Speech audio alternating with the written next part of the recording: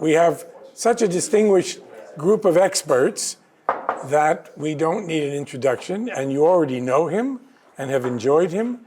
But today, Dominic Lieven is going to speak on the topic, small, discrete topic. Its title is Russian History. Dominic. Thank you, Ron. Yes.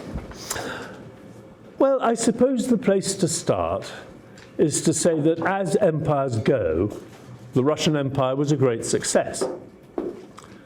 What started as a tiny principality on the furthest and least civilized periphery of Europe, right out in the east, ended up as an empire covering, what was it, a sixth of the world's land surface? And not just in military geographical terms a formidable achievement, but also this empire, this Russian high culture, was one of the great ornaments of world high culture. If you think of literary culture, painting, music, across a whole gamut of areas of high culture. And that is, again, all the more remarkable that when you remember back into the 14th century, there actually is no secular high culture in Muscovy. And I think the success, the triumph of the Russian imperial project is all the more remarkable given the challenges it faced. No other great empire in history has ever faced equivalent challenges of geography. None has ever been so very far north, so very far from the centers of world trade, world culture. And a heavy price was paid for those distances by the Russian population and by those who tried to create a modern Russian economy and state. If you like, the climate, the ice, the long winter months, the enormous distances can be seen as a vast tax, what in England you'd call a value-added tax, on every operation of the Russian population and the Russian government. Distance from the international trade routes tends to mean fewer towns, smaller middle classes, less education.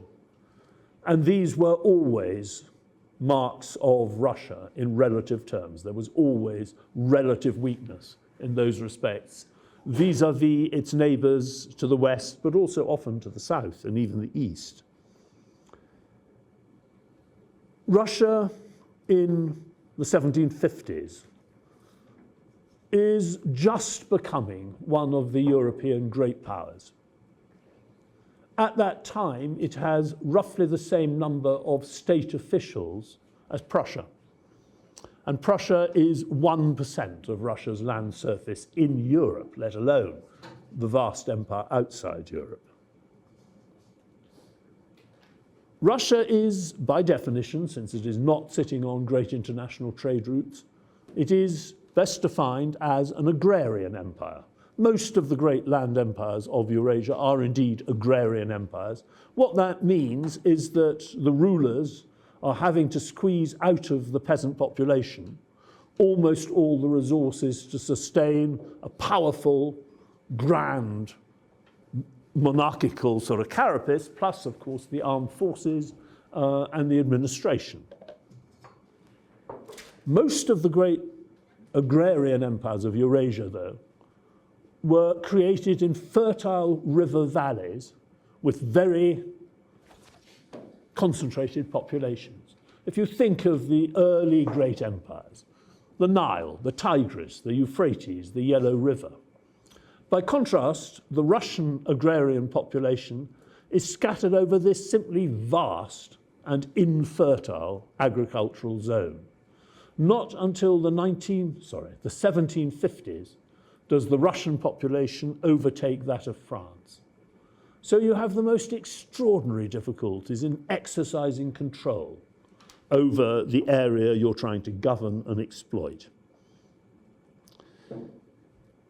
Again, one can throw out never-ending numbers of statistics. I'll confine myself to one or two. Even after 300 years of the development of the Russian state, It is a formidable task in 1900 to bring the most basic educational and welfare services to the more than 500,000 villages in which the great majority of the population of European Russia live. In 1900, there are, roughly speaking, 100 million peasants. There are less than 10,000 state policemen in the countryside. This is a rather strange phenomenon, often described as a police state, which indeed it was, if you're talking about the operations of the political police in the cities. But once you're out in the countryside, where the overwhelming majority of the population live, the police are essentially what they were in Anglo-Saxon England, the local 10th man and 100th man elected by their fellow visitors. It is, in other words, desperately under-governed polity. On top of those difficulties, you have the problems of geography, or if you like, geopolitics. You will by now be bored of me saying that for 2,500 years, on the whole, nomadic polities are in military terms more formidable than sedentary ones. Well, Russia is sitting on the boundaries of the greatest zone of the steppe nomads, which stretches from Hungary all the way out to Manchuria and Mongolia. So there's a major security threat. And subsequently, Russia is on the eastern boundary of that region of the earth which is most powerful, most expansionary, etc., Latin Europe. So there are, again, formidable security issues involved. Out of that combination, all I'm trying to say is, if you are going to survive, if you are going to flourish as a great power, you're going to have to be a pretty tough, exploitative, ruthless polity. There's not going to be much fat over, put it that way. It's not all doom and gloom, and here I will repeat something which I think I've said already twice. One huge advantage Russia does get, and this is common to many systems in international relations, Russia is on the outer edge of the system. When the Mongol Empire collapses, a vast geopolitical void opens up eastwards. And Russia doesn't really run into serious rivals or threats until the Japanese get onto the continent of Europe in the 1890s. That will send some of my colleagues who've devoted their lives to studying Russian-Qing relations into a spin. But actually, the Russians are operating against the Qing at the very end of long lines of communications. There are minor skirmishes, and then both the Russians and the Qing come to a perfectly peaceful modus vivendi. That does not stop the Russians from gathering in this simply colossal store, initially of furs, then of silver, of gold, all the goodies of Siberia, which add enormously to the revenues and the potential power of the Russian state. Don't forget that the center of the Russian military industry, from the 16th century down to the mid-18th century, and then again in the Soviet era, is in the Urals, territory conquered from the heirs of Genghis Khan. And I won't say again, make again the contrast with the Ottomans, who also had the Mongol Empire on their eastern frontier, but in their case inherited the Safavids. If Russia had inherited something like the Safavid threat in the Urals and Siberia, the whole of Eurasian history would have been very, very different indeed. All right, end of little introduction, part one. How did Russia achieve this triumph of creating a formidable pre-modern agrarian empire? Well, if you look at the Eurasian land empires, the ones that survive and the ones that don't, probably the single most important factor is to create a powerful monarchy capable, where necessary, of overriding the vested interests, knocking their heads together, manipulating them, not simply falling into their grasp and being used by them, but at the same time, simultaneously, also creating a viable compromise with them, particularly the provincial landowning classes, a stable alliance which agrees on how you share out what is politely called the peasant surplus. I mean, these agrarian empires, of course, above all rest on exploiting the peasantry and making some kind of stable share out which keeps the monarchy and its armed forces going, but gives the aristocracy and gentry a sufficient surplus to buy it off, to keep it happy, but also simply to sustain itself in its role of landowner, officer, etc., etc., etc. If you look at the Russian case, you do indeed have an extremely powerful monarchy, often called autocracy. I'm always slightly nervous about this word autocracy, but whatever. The basic, certainly ideological legitimation of the Russian monarchy is Byzantine. This is a monarchy, in other words, which inherits the Byzantine blessing of autocracy, of a divinely appointed monarch without an equal. There is no question in the Byzantine tradition, unlike in the papacy, the Latin tradition, of pope and emperor being equal. The monarch stands above all. It is also not explicitly a feudal monarchy. It is not like Latin Christendom. It is not a monarchy which has relationships of contract and mutual obligation, explicit ones, with its feudal tenants-in-chief. So in two significant ways, you are dealing with a monarchy which is more formidable than its West European equivalent and does, in that sense, look more like the Chinese monarchy or the Ottoman monarchy, etc. What distinguishes it enormously, though, from the Byzantine and even more Roman monarchy, from which, after all, Byzantium is derived, is the strength of the dynastic principle. If you look at the great imperial monarchies of history, Rome has about the weakest of all when it comes to dynastic principle, dynastic legitimacy. Virtually no Roman dynasty lasted more than 3-4 generations. Byzantium is a bit better, but you still do have many coups d'etats which overthrow dynasties, put rival generals into the position. Even you have riots on the streets of Constantinople, which could bring down an emperor. This simply you do not get in Russia.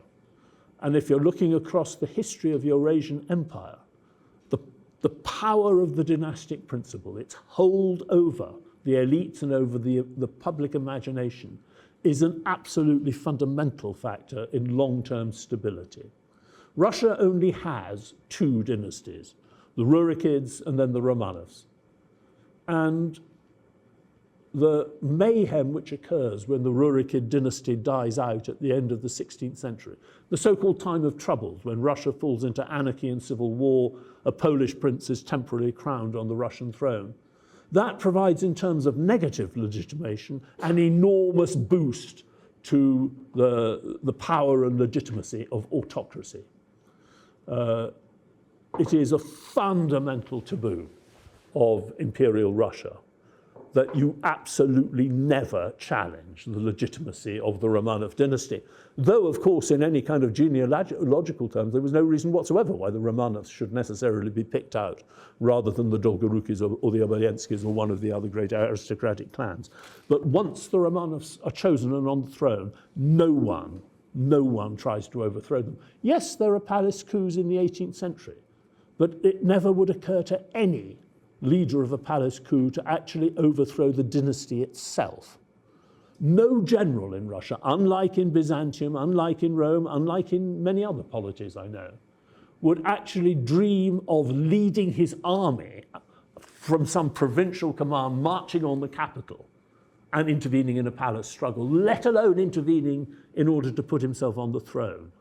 So you do have an absolutely firm principle of dynastic legitimacy, and that is very important.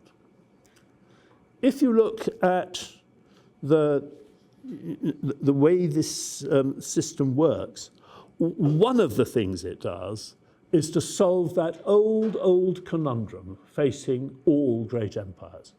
How do you have formidable military power to conquer and keep at bay your external enemies while at the same time securing the loyalty of your generals.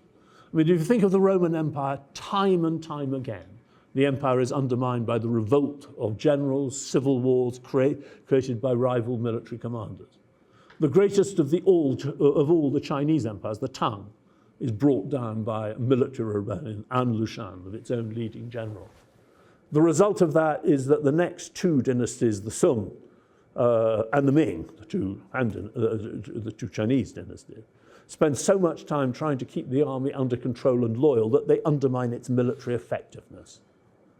The great thing about the European feudal monarchy as it emerges into the early modern state is that it solves that conundrum.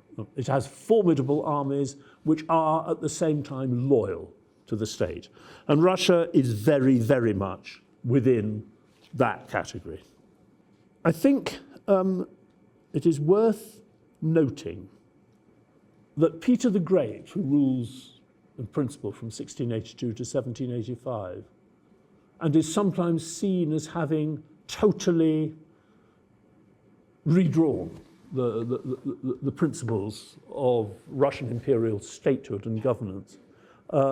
That is actually not what Peter did. He did not try to replace the old ruling class, nor indeed the old system of government. If he had tried to do either of those things, his regime would have collapsed. What he does is to solve what was becoming a key challenge in Latin Europe, in Russia, in the Ottoman Empire at that time. Traditionally, the dominant element in society are warrior hereditary cavalrymen who are simultaneously hereditary landholders. And whether you're talking about the feudal knight or his equivalent, the Russian pomeshchik, or his Ottoman comparison, the so-called timariot, the basic point is that that kind of warrior is becoming redundant. The way that warfare is moving means you need less of these sort of shaggy armored cavalrymen rushing about, particularly if they're undisciplined. You need trained infantry and artillery. You need the early modern European army. And at its most basic, what you could say is that the Russians, like the Europeans, succeed in turning the knight, the warrior cavalryman, into an effective professional officer in the king's army, and at the same time, an effective administrator in the provinces. The Ottomans failed to do that for all sorts of reasons. And one vital element there, one vital result, is that the Ottomans lose out when it comes to the biggest challenge of all great agrarian empires. Look, common sense will tell you that if you are trying to govern and sustain polities of immense scale, given pre-modern communications, you run a constant risk of everything unraveling. Maintaining control at 1,000 kilometers distance, 2,000, is a nightmare. Any fool can so-called decentralize and watch the empire disintegrate. The whole trick is to ensure that somewhere along the line you have a sufficiently stable and intelligent relationship between the monarchy and the provincial elites, which will keep the imperial system on the road. And as I say, through this alliance between monarchy and aristocracy, the Russians do that. The symbols are rather fun, and you can see them in Russian culture. And it is another way in which Russia clearly follows the European pattern. You know, the officer in uniform is, in many ways, the great symbol of the Russian nobility. All the young men go into of the elite tend to go into the army. The Romanovs themselves are virtually never seen outside uniform. The uniform is the symbol that unites the monarch and the noble elite who fill up his officer ranks, fill up his key positions in the civil service. The insignia, they carry the emperor's insignia on his shoulders. They have here the little gorget, which is the last remnant of feudal knighthood. All of this is symbol of an extremely tight alliance between the monarchy and the hereditary landowning class. It is in that sense much closer to feudal Europe than it is to the Ottomans, the Qing, or anything like that. But it is even stronger than in the West European Latin sense, because you don't have the feudal element. I could go on about this for a very long time, but I won't. If you're looking at the Russian landowning nobility, you can understand quickly why, even by the standards of most Eurasian empires, it needs to have a quite exceptionally close relationship with the monarchical state. Remember what I said about how few career civil servants Russia has compared to Prussia. Remember what I said about the immense, even by imperial standards, scale of the country. The only people who can make the state's writ run effectively in the provinces are the landowning nobles, whom one emperor, Paul I, calls the state's involuntary tax collectors and recruitment agents in the provinces. In other words, the people who keep the treasury and the army going. It's a relationship which is beneficial to both sides. From the point of view of the gentry, what you have is, firstly, in the army, a source of status, a source of extra income, and also, in the last resort, armed force sufficient to keep your peasants in order. Russian serfdom is a highly exploitative variant on the theme of serfdom. The professional army, officered by nobles and staffed by people who had been, for the most part, peasants, but who actually were taken out of the peasant milieu and turned into a completely separate estate of the realm. You served 25 years in the ranks, never saw your village again. This is a formidable institution for domestic repression, keeping the whole exploitative serf order going. So it's mutually beneficial. In the majority of cases, noble officers serve in the army for 10 years. They, given the fact that Russia is a poor agrarian country and that estates are divided up among sons, they need the extra income, these noblemen. But it's also the case that then they retire and go back and take up positions in local government. But a minority, a small minority, but a significant one, who turn out to be particularly lucky or particularly able. There are many times in the 17th and 18th century when people from ordinary gentry families do get the opportunity, above all in wartime, to show exceptional talent. They rise through state service into the ranks of the aristocracy and are rewarded lavishly, in many cases, by the monarchy. The monarchy maintains a balance. The monarchy's greatest beneficiaries, the people by whom the monarch is surrounded, are the great aristocratic families. They are the greatest beneficiaries of Russia's enormous expansion, and the great growth in Russian wealth in the 18th century. But the monarchy never allows it to become simply the captive of these aristocratic clans. It keeps open the possibilities through its army and bureaucracy that men of more middling gentry backgrounds will be able to make their way up the system. There's an interesting moment in 1730 when the Empress Anne is put on the throne and a group of aristocratic families essentially try and impose a Polish-style aristocratic oligarchical system of government which would constrain the monarch and essentially turn government into a cabal of 5 or 6 leading aristocratic families. Empress Anna defeats this attempt with the support of the broader range of gentry, officers, landowners who have assembled in Moscow for her coronation. And you can see the logic of what's going on both sides. Most of the gentry do not want to find themselves in a system whereby patronage is controlled by 5 aristocratic families. It's sensible enough. But there is also not just the element of self-interest in this. There is a genuine patriotic push to this opposition to aristocratic exclusionary government. Looking around in 1730, these people who oppose the aristocratic oligarchs point to Poland, where a similar system has resulted in the great decrease in Poland's power, its increasing vulnerability to external enemies and predators, of which Russia is, of course, one, They point to Sweden, whose power has declined dramatically since the absolute monarchy has been replaced by an aristocratic constitution. They point to the Ottoman Empire at that time.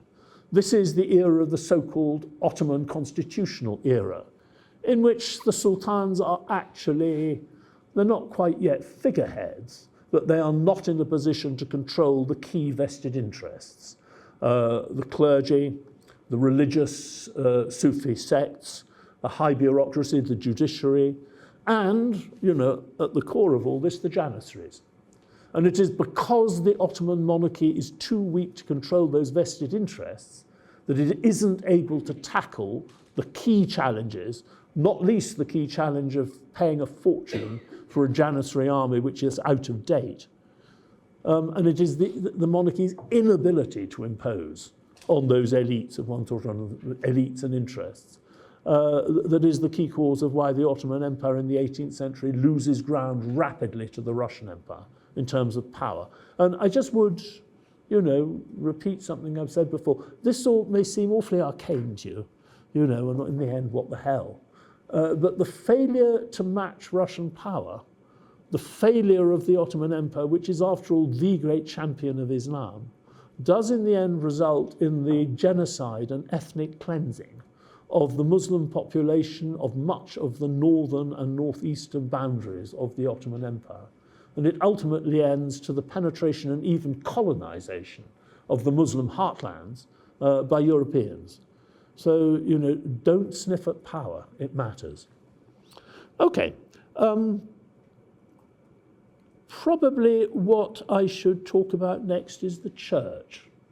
Always again, in, you know, the physiognomy of these great land empires, one crucial factor is the relationship between the monarchy and what you might describe as the religious authorities. I mean, one has to be careful at putting in words such as church and imposing what are our own Christian ecclesiastical traditions on rather different religious establishments. But still, it's an important general point. In some cases, in the great land empires, churches are so powerful both in terms of their hold on the elite, but also on their control of resources, that they undermine the effectiveness of the monarchical state. That was true among the pharaohs, for instance. It looked as if it was going to be true in Tang China. I mean, even the Habsburgs in the 1730s and 40s, when they begin trying to ensure that the Habsburg monarchy can survive as a great power, have to reckon on the fact that in some of their provinces, a third, even sometimes 50% of all the land is owned by the monasteries. So this could be a formidable, you know, obstacle for the monarchy. The key to success for a Eurasian monarchical regime is to have a close alliance with the church which legitimizes the monarchy and the existing order, but does not allow the church either to absorb so many resources that the monarchy doesn't have, you know, enough to go round for its armies, its administration, you name it, or, of course, acts as some form of ideological opposition to the sort of reforms which are essential if the state is to maintain its position among the great powers. I mean, the obvious point to make about the Russian Orthodox Church is, firstly, Russia is unique in the sense that it is an Orthodox community entirely surrounded by other religions. This is not Latin Europe, you know, where you may dislike the French, but they are fellow Latin Christians. If you're Russia, once Byzantium has died, you are surrounded by Latin Christians of one sort or another, Muslims, pagans. That does consolidate a certain sort of strength of proto-national identity. As important, the Orthodox Church, even outside Russia, but definitely inside Russia, back to Byzantium, is much more closely controlled by the emperor than is the case in Latin Europe. And if you look at Peter the Great, coming into the pre-modern setup, you know, the Orthodox Church is controlled by a board of archbishops whose chairman is actually a government official. One way of looking at the state's relationship with the church is to make comparisons with the rest of Europe. In Protestant Europe, the church's lands are usually expropriated with the Reformation, and the great majority of them fall into the hands of the aristocracy. You know, the Duke of Bedford in England lives in somewhere called Woburn Abbey. That tells you pretty quickly, you know, the Russells have pinched what used to be church property. In Catholic Europe, the church usually hangs on to its lands into the end of the 18th century.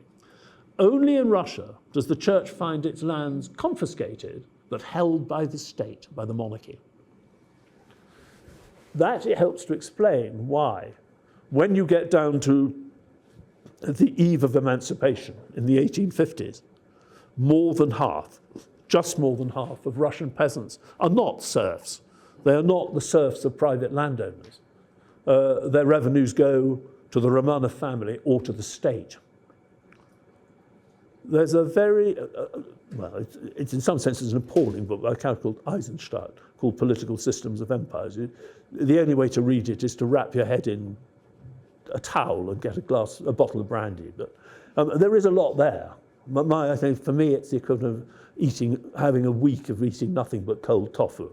But, I mean, it's scholarly stuff. It's scholarly stuff. What he argues is that a lasting, successful Eurasian monarchy, agrarian monarchy, must ensure that a significant percentage of the peasantry remains under the direct control of the state, that the state does not allow the aristocratic elite to cream off the surplus from the whole peasantry. Well, actually, the Russian imperial regime does this brilliantly. Its main source of revenue by the second half of the 18th century are precisely the rents paid by that 50% of the peasantry, which pays all its rents to the state because it doesn't have private landowners. Meanwhile, the other half of the peasantry is sustaining the nobility, which itself is essential to the state in order to officer its armies and fill the ranks of its provincial administrators. So it's quite crafty. Okay, so that more or less sums up the pre-modern Russian political setup. And the basic point to go on to from that is to ask how what had been really a very successful pre-modern empire might adapt itself in order to survive as a viable modern polity. And that is not easy. One issue, undoubtedly, and this is very familiar from history and politics, is that some of the elements, some of the very successful aspects of the old system didn't apply very well and might even be counterproductive in the new era. I mean, one has to be careful about this, but the autocratic tradition of actually trying to control everything may not always work best as you're coming into the 19th century and into a modern world where a greater degree of autonomy has got to be allowed to a whole range of institutions and economic interests, not least, well, yeah, just like, I mean, one obvious example. I've said that the state's control over the Orthodox Church, which allowed the state to actually gobble most of the revenues of the Orthodox Church, was a very powerful factor in the success of the pre-modern Tsarist state. But the fact that the church is so closely under the thumb of the monarchy by 1900 is, if anything, a disadvantage. You have to remember that the most successful institution for counter-revolution in late 19th and 20th century Europe is the Roman Catholic Church. Absolutely formidable in Italy, in Spain, in Ireland. The Russian Orthodox Church, and indeed Orthodox churches in general, fail to play that role to anything like the same success. And that does have a great deal to do with the fact that the Roman Catholic Church, by tradition, was always more autonomous of the state, but in the 19th century became much more so once you had modern, often Protestant states, increasingly attempting to claw back revenues, claw back functions from the church. The church is forced to stand up to itself and fight for itself, and does so to formidable effect. as I say, I mean, the victory of the counter-revolution in Italy, Spain, Ireland, and a number of other places has got a lot to do with the church. That isn't, though, the main point of what it to make. If you're looking at the challenges, I think it is very important to take a comparative view. One way to think of things is to say that in 1914, Russia is one of the 7 great empires which dominate the globe. And as you may have noticed, none of them have survived. The one which has perhaps come closest to survival is China. And yet it has not come closest to survival without revolution, and it has certainly not come closest to survival as an empire state without, undermining democracy, denying liberalism, you name it. So actually, achieving the survival of a dynastic European imperial polity into the 20th century was a very formidable challenge. Even more important, I think, and more interesting, because I was in a politics department, I'll explain all this tomorrow. I taught with my colleagues on Spanish history and Balkan history, and 1 or 2 others. We devised really what I thought was a rather crafty course called The Second Europe. This was a course looking at the European periphery in the era when modern politics and modern society and literacy came over the horizon, roughly 1850 to 1945. The thing about the European periphery, west, south, and east, is it is, of course, enormously varied. There is a vast difference between Ireland, Iberia, Spain, the Balkans, Hungary, and the Russian Empire. There are nevertheless some similarities. The periphery is poorer than most of the core First World Europe. On the whole, middle classes are much smaller. Peasantries are usually much bigger and poorer. The polity itself is less integrated. Sometimes you're dealing with multi-ethnicity. Always you're dealing with a great deal more regional diversity. The state is brittle. The state is not as able to penetrate and transform society as is the case in the European core. I'll give you some very obvious examples. Lovely book by a man called Weber, Peasants into Frenchmen. The French state, to some extent under the Second Bonapartist regime, but above all under the Third Republic, does succeed in turning peasants into Frenchmen. The Royal Italian state does not succeed in turning even the urban population of the South, let alone Italian peasants, into what the House of Savoy and its regime would think of as Italians. It's not just a question of the state either. I mean, the leading all-national French newspaper in 1900 has a circulation of 1 million. The leading Spanish equivalent, I think its equivalent is less than 15,000. So you've got the problems of peripherality. One way of looking at this is that Russia is right at the bottom, almost at the bottom, roughly the same as Spain, of what I call the second Europe, peripheral Europe, in terms of GDP per head, this kind of thing. The Italian state does not, as I've said, succeed in using its educational system to turn peasants into Italians. But Italy has twice as many teachers per 1,000 as Russia.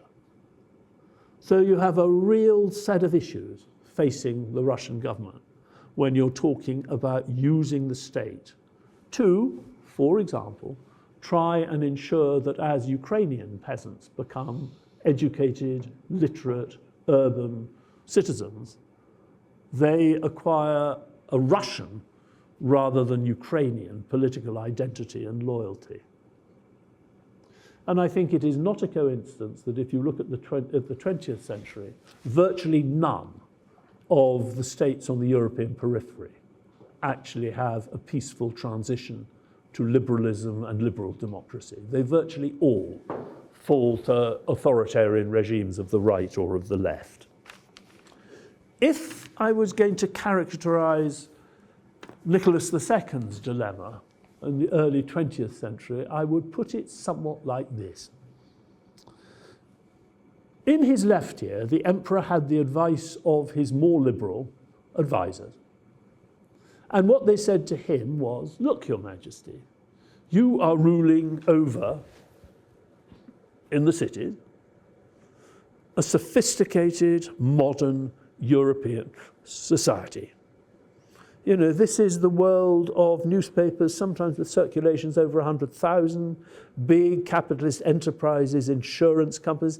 It's the world of Stravinsky, Chagall. You know, in some ways it's a world which seems, in retrospect, to have been almost postmodern before it had ever been securely modern and bourgeois. Do you really think that you are going to be able to rule these people? And there are, after all, 20 or 30 million of them, by a political regime which rests on the principles of 18th century enlightened despotism and even earlier medieval conceptions of divine right monarchy, to which the answer is pretty obviously no. You know, that elite, and after all it is large, it's all very well saying it's only 20% or 15% of the Russian population, but the Russian population in 1914 is 170 million people. You're talking about an urban, educated, literate group which is as large as almost any other in Europe.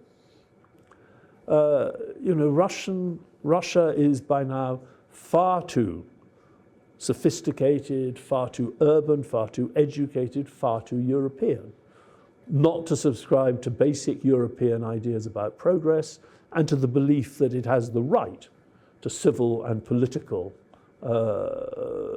rights, involvement in the state. So they say to him, and, you know, if you deny these people these rights, you can have a revolution. You will undermine the legitimacy of your regime. And it's entirely true. And when I first trotted onto the scene on graduate students, I mean, an awful lot of the studies in English of the monarchy didn't actually get, you know, much further than there. If only Nicholas II had put on a top hat and pretended to be a citizen king, all would have been well. The trouble is that in his left ear, he has another group of people, his more conservative and authoritarian advisors, talking to him. And what they say to him is, look, Your Majesty, it's all very well talking about 20% of the population being Europeans, but that leaves 80% out. Most of them are barely literate peasants. They do not have European values. Their commitment to European principles of private property are dubious. Partly that is because, in their words, the peasantry own most of the land in Russia by 1900, but they own it collectively. The so-called commune is, in a way, the Tsarist regime's version of a welfare system. It is designed to ensure that amidst the strains of early capitalism, peasants will always have land in the village to fall back on. And its legitimacy is also enhanced, not just because it's seen as fundamentally conservative and a force for stability, but because it's seen as explicitly Russian. You know, it's seen as a Russian antidote to ruthless capitalism and all the sacrifices that it will impose on the population. On top of that, you have a huge expansion of the peasant population between 1861 and 1914, and that puts a lot of pressure, particularly in some provinces, on the land.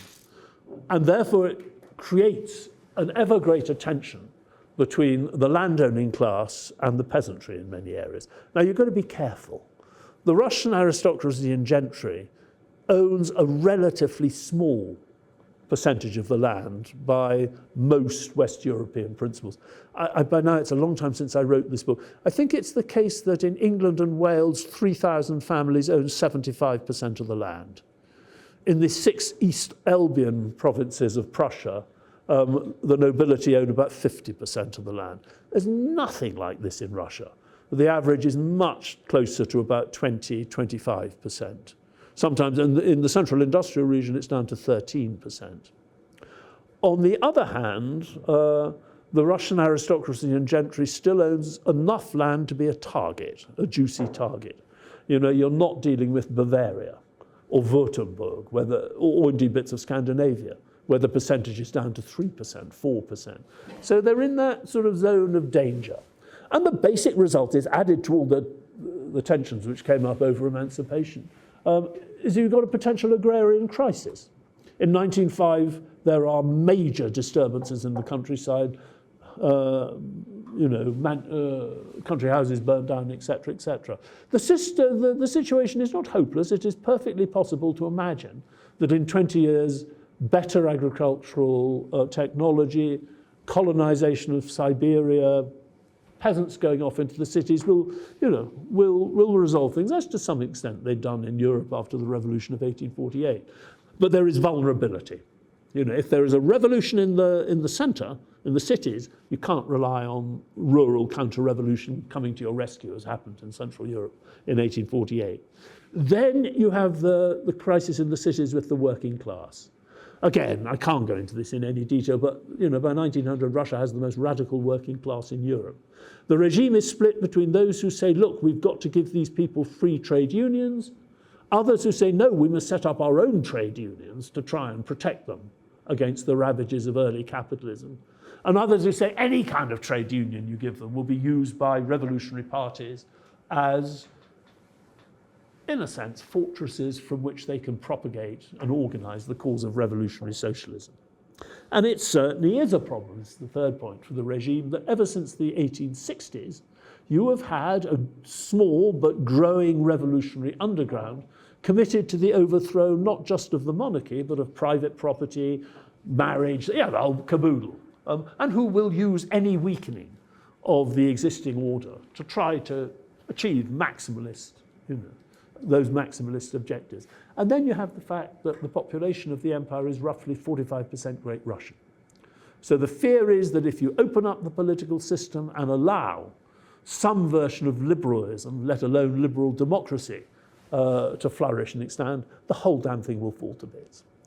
So, in his other ear, Nicholas II is fundamentally being told only the existing monarchical police state can hold this empire and this society together, at least until we have had the development of a rich peasant conservative class, a la Prussia. Well, taking to leave it, the point is that Nicholas is maneuvering along a relatively narrow and windy road in which concessions to one side very often breed problems on the other. That doesn't mean that the regime was on the point of collapse in 1914. There was no immediate sense that a revolution was going to overcome it. In that sense, it is the war that destroys Tsarist Russia. But the First World War did not come out of nowhere. It was not some sort of, astonishing sort of emanation from the sky. There was a deep logic in why the First World War happened, and I hope I explained that in my previous lecture. Basically, before 1914 and before 1939, the rulers of Russia and then the Soviet Union faced the same basic dilemma. Given the rise of Germany, given German power, given German expansionism, you really have two alternatives.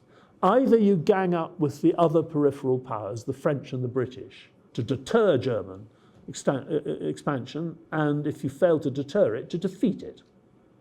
Or you try and do a deal with the Germans and say, go west. In other words, take your competition to the oceans against the British, to Western Europe against the French. Russia will stand aside, we won't stop you. You could make plausible arguments for both strategies. The Tsarist regime before 1914 opts for the strategy of deterrence, and it fails. Germany is not deterred, though it might have been if British commitment to deterrence had been unequivocal and credible. Russia goes into the First World War, and despite going into the First World War, unlike in 1941 or in 1812, with formidable allies on the continent, i.e. France, Russia loses and the result is catastrophe. Stalin takes the opposite line in 1939, and to the astonishment not just of himself, horror, not just of himself, but also of the British and French generals and the astonishment of most German generals, Germany knocks France out in 6 weeks, and Stalin finds himself faced with the same dilemma as Alexander's army in Europe. None of the European great powers are going to stand by while Russia becomes secedes from the international system, becomes the headquarters of international socialist revolution, repudiates the contemporary equivalents of billions and billions of dollars in foreign debt, And the Germans are least of all going to put up with this because they've got the German communities in the Russian Empire to think about. By the winter of 1913, particularly in the Baltic provinces, you've got mayhem, with gentry estates being ravaged, the odd murder, etc., etc.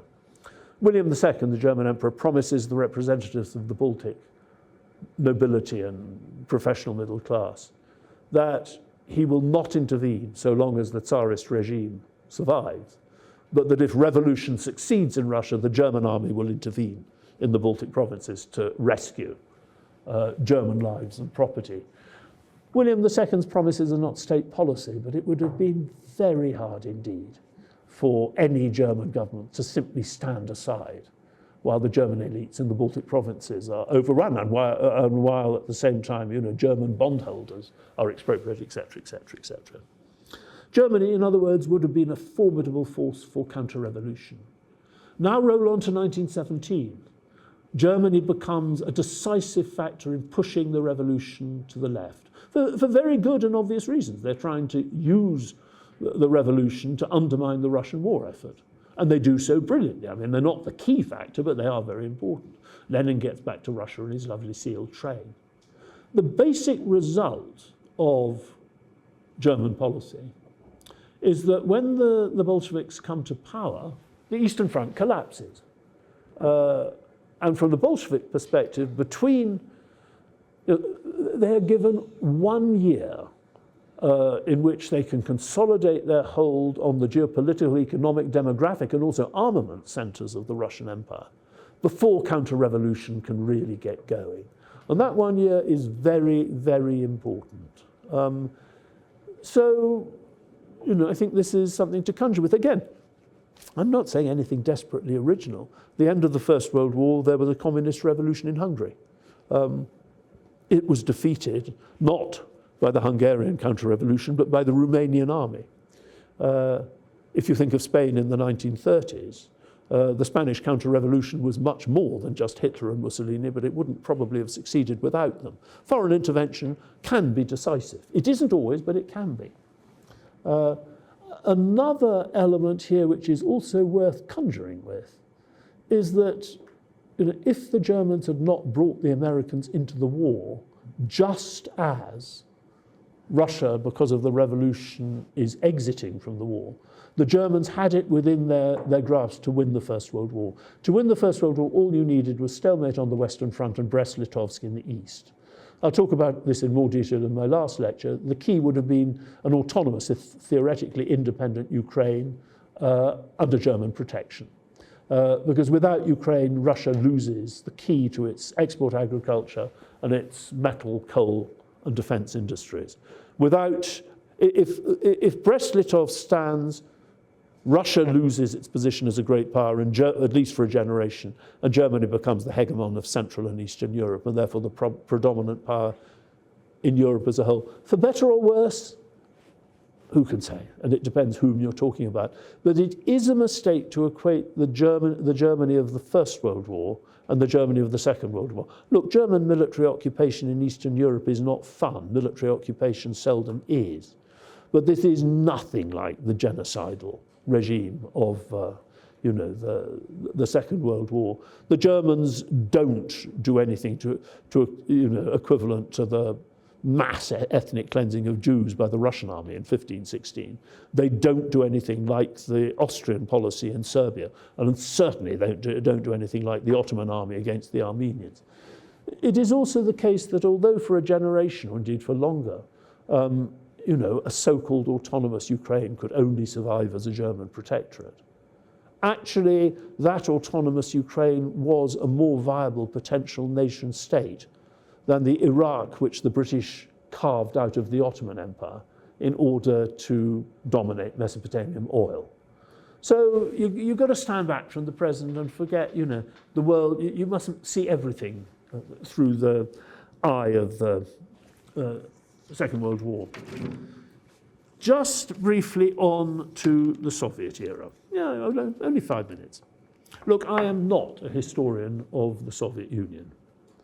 I'll explain all the ins and outs tomorrow when I talk about my own rather strange career. But for a variety of very strange reasons, I ended up in a politics department for 31 years of my career, and therefore did, of course, teach Soviet politics. Then, by an even stranger collection of chance, I was on Margaret Thatcher's Foreign Policy Advisory Committee during the last years of the Cold War, Intelligence and Security Top Committee. And I spent an endless amount of time writing in the press, going on with it, etc., etc. So I had the job, and I enjoyed it, of trying to put perestroika, Gorbachev, into the broader context of Russian history, explaining where it came from and explaining the pitfalls it was likely to face. And to put things in very brief terms, I came up with a conception of modern Russian history of three great cycles of modernization, each of them launched from above by the state, designed above all to ensure that Russia and then the Soviet Union would remain a great European and then global power in the coming era. Also would remain a power which Russian elites could take some pride in and respect, though that was a sort of lesser point. The three great cycles, the first begins in the 17th century and its great hero is Peter I. It comes to an end when Alexander I's army gets to Paris. Russia has unequivocally made the grade among the European dynastic monarchies, the modern European military fiscal great powers. Then along comes the Industrial Revolution and Russia begins falling behind again. The second great phase of modernization begins after the Crimean War, because the Crimean War shows that if a pre-industrial Russia fights great powers which have the Industrial Revolution behind them, it's going to lose. And for me, the second great cycle of Russian modernization began in the 1860s and ended really in the 1970s. And just as Alexander's entry into Paris is the sign that Russia's made the grade first time round, Stalin's arrival in Berlin shows that the Soviet Union has succeeded in becoming a truly great power in the era of the Industrial Revolution. And then by the second half of the 1970s, things are changing again. You know, the way in which the modern world capitalist economy is moving, even the fact that the Chinese are getting in on the act of, introducing capitalism. Under Reagan and Thatcher, it looks as if the global capitalist economy is striving ahead again, et cetera, et cetera, et cetera. And so I interpreted Gorbachev's reforms as essentially an attempt to adapt the Soviet Union to the changing realities of the global economy and the changing mentalities of the Soviet elite to make it a great power and a power of which Soviet elites could be proud of in the 21st century. The obvious comparison was between the second and third eras, Alexander and Gorbachev, because this was an attempt to modernize in the era when liberal principles predominated. Alexander is operating in the midst of high Victorian liberal confidence. Gorbachev is operating in the era of Thatcher and Reagan. Many of the concepts, the actual words that Gorbachev uses, zakonnost, glasnost, perestroika, you name it, are actually words taken straight from Alexander's repertoire. But you didn't need much imagination or much knowledge of Russian history to realize that there were going to be enormous dangers and pitfalls. One thing that you're doing in Glasnost as part of this is trying to mobilize liberal and reformist voices in Russian society in order to undermine the vested interests which would try to block an Alexander or a Gorbachev. Glasnost is part of this. But you always do have the problem that there are many skeletons shallowly buried, even with Alexander, let alone with the Soviet regime, and Glasnost has its dangers. Remember what Solzhenitsyn said. It was worth remembering that within 6-7 years of the death of Nicholas I, who ruled over one of the most conservative regimes in Europe, you've got a small but nevertheless important section of the Russian intelligentsia calling for the overthrow of not just of the monarchy, but of private property and marriage. And this is the era of Queen Victoria. Once you take the brakes off, things can move very quickly. in these situations. Then you have Zarkonists. Well, Zarkonists makes excellent sense because part of what you're trying to do in both Alexander and Gorbachev's case is to create a sphere, a protected sphere for civil society in which the population can actually use its energies. In the economic sense, you're dismantling the commune, you're dismantling the command economy, but more broadly, you're opening up so that ideas can flourish. But Zarkonist also has its problems. After all, on top of everything else, if you're really going to take Soviet law seriously, republics have the right to secede. And then one could go into much more broad questions. Look, when Alexander II is reforming, democracy exists nowhere on earth. At least to the extent it exists anywhere, it's in the United States, which is in the middle of a civil war. And the civil war was interpreted by most European elites as saying, democracy doesn't work after all, we always told you so. By the time Gorbachev is operating, democracy is the name of the game. And then empire.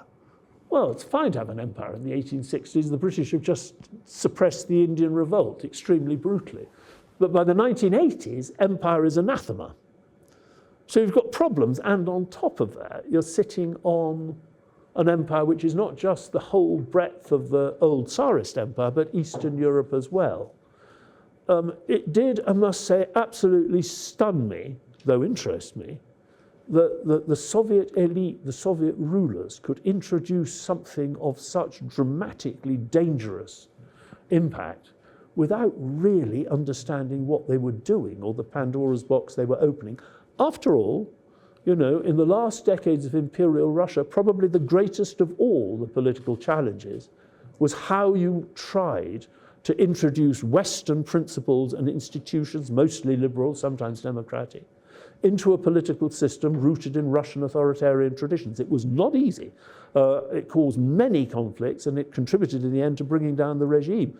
The sort of picnic style in which Gorbachev and co. suddenly reintroduced this fundamental issue into Soviet politics astonished me. But I will say nothing more about that. I would just conclude by saying that this was my basic way of interpreting what was going on in those last years of the Soviet Union.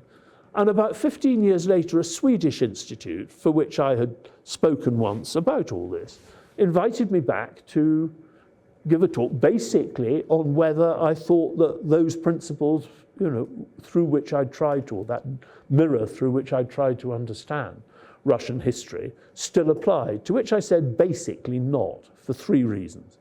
The first was it struck me that in the short to medium run, the best way of looking on things was end of empire. Whereas, in the period between 1985 and 1991, most of my perspective on what was going on in the Soviet Union was drawn from Russian history, and specifically from Russian Tsarist history more than anything. Once the Soviet Union collapsed, what above all struck me as the useful perspective in the short to medium run was the history of the collapse of empire and its consequences worldwide. That was the first point. The second point I said why I was dubious about the applicability was that, as you will have noticed, the whole of my perception of Russian history is based on the idea of Western hegemony. Russia is operating in a global order in which, unequivocally, Europe and the West is number one. And so much of what it is doing is trying in one sense or another to catch up with the West, overcome it, etc., etc. Well, we're back to what we were discussing yesterday. Who knows what's going on, but it is pretty clear that the Western hegemony is under deep threat and may actually be about to disintegrate. At the very least, if you look at the share of global GDP, which is now in non-Western hands, you would be very hard-pressed to imagine that you can ever go back to a world in which the West can be as dominant as it used to be. There is also, and I am an optimistic type, so I always like mentioning the fact, bringing China in is much more difficult than bringing Germany in before 1914. There is a real risk that we're going to make a mess of it and that we're going to have some kind of full-scale war in East Asia, at which point all bets are off. And then thirdly, even if we avoid that, and I think we will, although your guess is as good as mine, we've got global warming. I mean, the basic point about the climate challenge is that since the early 19th century, we've taken it for granted that the Malthusian insight, criticism of liberal capitalism is wrong. You know, he argued that resources were finite and the result of pushing population growth in the way we were doing was going to be famine and collapse. He was thinking in terms of, you know, what made good sense in terms of history when we've had previous explosions of the population which have come to an end in sort of just overstretching resources in famine, plague, war, you name it. Now, of course, if we go back to a pre-Malthusian world, then again, we're into something completely different. I don't think we will. I mean, I don't know. Again, your guess is as good as mine. My crafty son-in-law owns, I call it a hedge fund. I don't think it is a hedge fund. It's an investment fund geared to actually trying to turn private capital towards investments in green energy. Rather interesting. And my old student, John Thornhill, who's sort of IT at the FT, they both Tommy and John said this, they say that they believe that actually technology can solve most of the most dangerous elements in climate change. But it can only do that with a bit of intelligent direction from governments, and there doesn't necessarily seem to be an awful lot of that coming certainly from the White House at the moment. And also that even if you do that, there is going to be an enormous amount of mopping up mass-scale migration, huge challenges, and therefore great political tensions. My usual obsession is China and India both being, you know, water deficit countries. The Chinese sitting on the headwaters of the main rivers of South and Southeast Asia. And I got really cheerful when in the last India-Pakistan crisis, the Indians said that they were going to abrogate the water treaty. If the Chinese do that to them, they are not going to like it. So there are all sorts of very big challenges and conflicts coming up, which make me very reticent indeed about continuing to draw expectations, parallels with a previous era in which Europe was unequivocally top dog and everything depended on Russia's relationship with Europe. Sorry, I spent too long and I will shut up. But thank you for listening. Thank you.